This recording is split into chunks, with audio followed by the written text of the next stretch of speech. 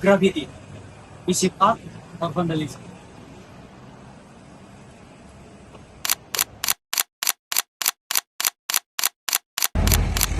Di salah satu kota besar di Indonesia, kota hujan, ya, yaitu kota Bogor, marak sekali terjadinya vandalisme.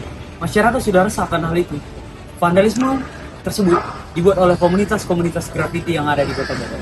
Mari kita bahas langsung komunitas graffiti ini. Rain City Strike, nama komunitas yang pertama. Komunitas ini terbentuk karena minat dan bakat dari pemuda-pemuda yang sama. Jadi mereka membentuk suatu komunitas bernama Rain City Strike. Mungkin hal itu terbentuk gara-gara Bogor adalah kota hujan.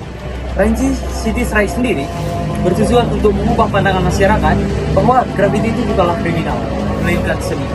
Lantas, bagaimana Rain City Strike permasalahannya dimulai? Mari kita lihat.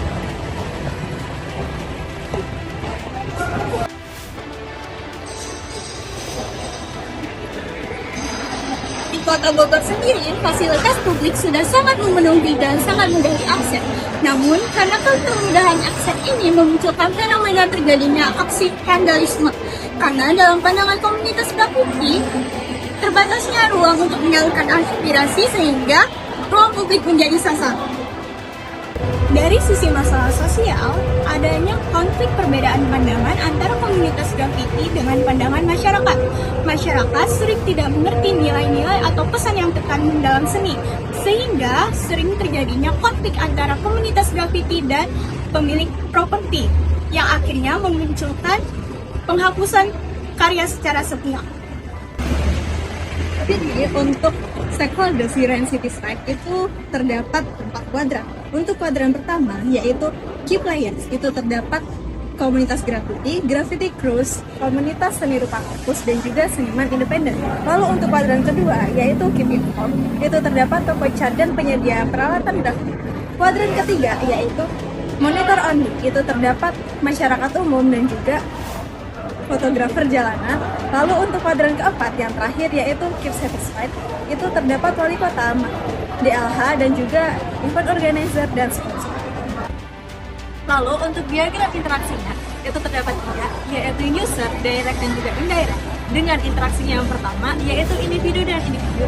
Dengan contohnya itu ada fotografer jalanan dengan seniman independen.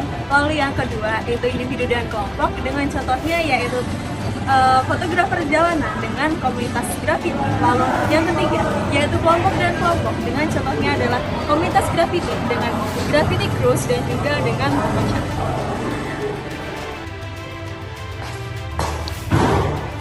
Graffiti di Kota Bogor gak selalu dianggap seni. Buat sebagian orang, itu kotor dan mengganggu. Perbedaan persepsi ini sering muncul jadi masalah.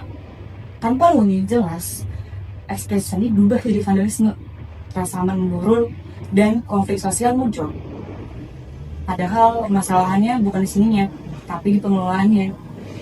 Tujuannya sederhana, menyediakan ruang seni jalanan dan wadah legal bagi komunitas yang berkarya.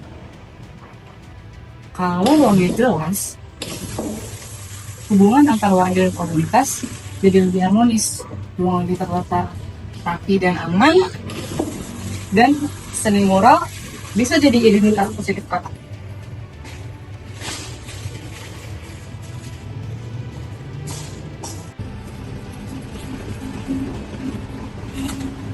Pada tahun 2002 muncul aksi coret-coret yang berada di Kota Bogor. Nah, pada tahun 2003 sampai 2007 muncul kelompok kecil dari aksi-aksi coret-coret tersebut.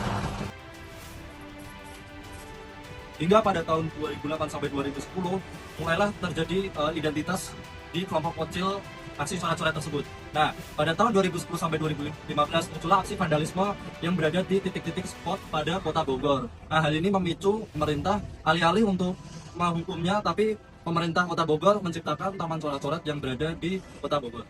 Seperti itu. Jadi dampak negatif dari sosiospasial itu kita bisa lihat bahwa ternyata di Kota Bogor banyak bangunan yang tidak terkelola seperti dinding-dinding ini oleh pemerintah. Nah, dan dimanfaatkan secara liar oleh komunitas yang ada di sana. Nah, dengan munculnya taman coret-coret yang ada di Kota Bogor, aksi tersebut menjadi hal yang tepat dilakukan karena bisa menambah kreativitas yang ada di Kota Bogor. Seperti itu. Ruang publik bukan hanya sekedar tentang tempat, melainkan juga soal perilaku. Banyaknya aksi vandalisme membuat sebuah kota menjadi kumuh. Maka dari itu, pemerintah menyediakan sebuah taman coret-coret di Kota Bogor. Taman coret-coret ini sebagai wadah ekspresi yang diharapkan coretan-coretan lainnya tidak menyebar ke fasilitas publik lainnya.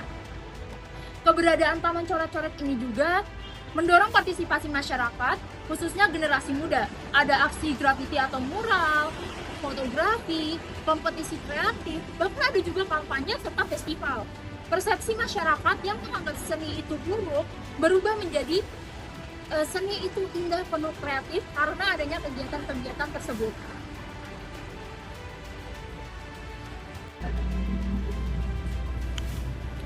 Apotek Komik menunjukkan bahwa grafiti tidak selalu berkaitan dengan vandalisme. Melalui edukasi, workshop, dan kolaborasi, seni jalanan dapat lebih diterima oleh masyarakat.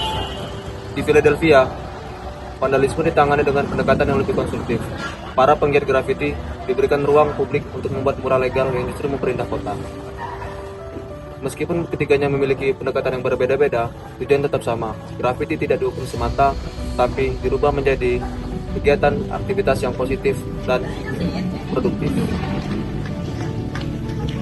Nah, dari best practice yang sudah ada, terdapat beberapa hal yang harus diterapkan dalam komunitas Graffiti Rancidi Stripe itu sendiri. Yang pertama, terdapat legitimasi sosial seperti workshop publik, open world day, dan tur edukasi graffiti.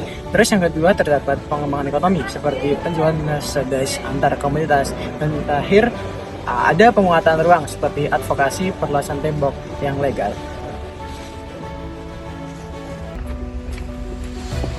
Nah, adapun impresi terhadap komunitas Rancidi Stripe itu sendiri, kami melihat persoalan graffiti di Kota Bogor bukan hanya soal vandalisme semata. Adapun ruang berekspresi yang minim serta regulasi yang belum ada. Kami melihat komunitas Rancidi Stripe itu sendiri memiliki energi kreatif yang besar dan mampu memberi warna baru bagi Kota Bogor itu sendiri. Kami mengapresiasi terhadap pemerintah soal penyediaan teman coret-coret sebagai solusi yang konstruktif. Nah, adapun impresi dari best practice kita, yang pertama dari Apotek Komik sendiri yang berasal dari Jakarta, sebagai contoh best practice yang kuat dalam membangun kesadaran etis dan edukatif seni jalanan. Komunitas ini menunjukkan bahwa graffiti dan mural dapat menjadi media kritik sosial yang berkelas, terarah, dan diterima publik. Adapun komunitas yang berasal dari luar negeri, yaitu Mural Arts Program Philadelphia yang berasal dari Amerika Serikat, merupakan praktik unggulan dalam integrasikan keadilan restoratif, seni publik, dan kebijakan kota. Program ini berhasil mengalihkan pelaku vandalisme menjadi pelaku seni produktif sekaligus memperbaiki citra. Aktivitas graffiti yang awalnya berjalan secara informal akhirnya mendorong pemerintah menyediakan ruang legal, yaitu Taman Coret-Coret. Sebagai respon terhadap dinamika graffiti, yaitu Rancidi Stripe, belajar dari best practice kita, yaitu Apotek Komik dan Wynwood Walls Philadelphia, mengajarkan kita bahwa komunikasi kepada masyarakat dan pemerintah itu sangat penting. Karena melalui komunikasi, pandangan kita terhadap graffiti bisa berbeda. Karena dengan komunikasi tersebut, Taman Coret-Coret diwadahi oleh pemerintah itu sendiri.